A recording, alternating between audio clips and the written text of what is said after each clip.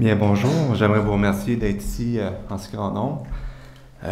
D'abord, j'ai pensé peut-être remercier ceux qui sont vraiment la raison ou les raisons pour lesquelles on est ici aujourd'hui. Donc, pour commencer, peut-être notre cégep, qui a contribué quand même à la réalisation de pouvoir accueillir M. Deconninck au cégep de Bécomo. Aussi, la philosophie en région, c'est un peu mon projet personnel sur lequel je travaille depuis quelques années. Et aussi l'Association des diplômés de l'Université Laval, qui a quand même permis aussi de contribuer à la réalisation de ce projet. Et la chaire d'enseignement et de recherche de la philosophie dans le monde actuel, dont M. Deconninck est le titulaire depuis 2004. La Société de philosophie du Québec et vous, les étudiants du cégep qui sont présents. Et particulièrement, je tiendrais à remercier M. Thomas Deconninck d'avoir accepté de venir donner une conférence au cégep de Bécomo. Donc, sans quoi cela n'aurait pas pu se faire. Donc, pour présenter M. Deconninck, je vais être bref parce qu'il y aurait tellement de choses à dire, de pouvoir parler vraiment de son parcours, de sa philosophie. Donc, je vais quand même me limiter à des points que j'ai jugés personnels, d'un point de vue personnel peut-être plus important que d'autres, mais sans vouloir dire que les autres n'étaient pas plus importants. Donc, M. Deconninck est professeur de philosophie à la faculté de philosophie à l'Université Laval depuis 1964. Donc, je vous laisse faire le calcul aujourd'hui. Ça fait quand même de nombreuses années. Et je vous laisse faire le calcul à savoir combien de personnes M. Deconninck a pu influencer depuis ses débuts. Juste le nombre d'élèves. Ici à Bécomo, je peux penser à Mme Dion, qui était une de ses anciennes élèves, M.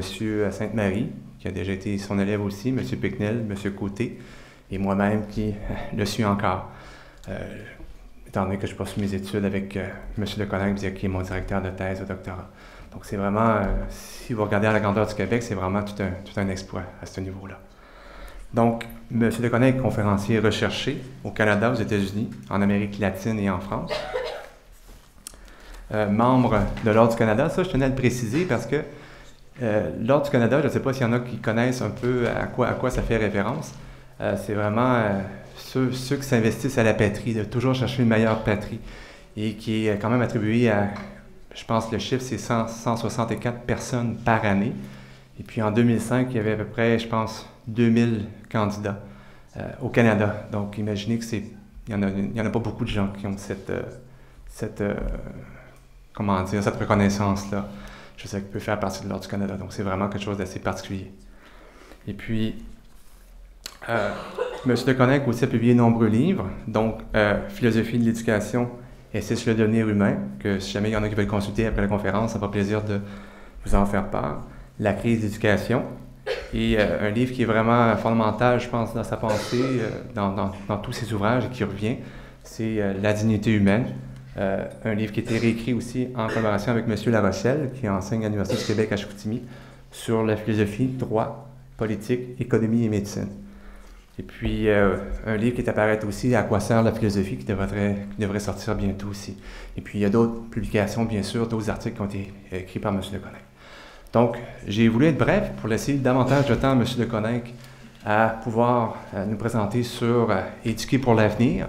C'est le thème de la conférence. Et aussi, je vous invite à peut-être, s'il y a des choses qui sont peut-être difficiles pour vous de saisir, parce qu'on ne peut pas vraiment tout expliquer parce que le sujet est tellement complexe.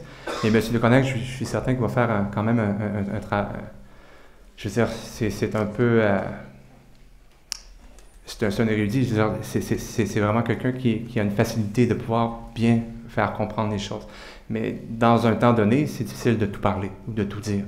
Donc, s'il y a des choses que vous aimeriez peut-être comprendre davantage ou tout simplement comprendre, c'est important de poser les questions après, parce que c'est surtout la période de questions qui va faire en sorte que la conférence va prendre tout son sens. Donc, de ne pas vous gêner s'il y a des choses qui sont plus ou moins claires pour vous, eh bien, de les prendre en note et de les reposer à la fin de la conférence. M. Deconninck va se faire un plaisir de pouvoir les approfondir. D'accord? Donc, sans tarder, je vais laisser la parole à M. Deconninck pour la conférence Éduquer pour l'avenir. Merci.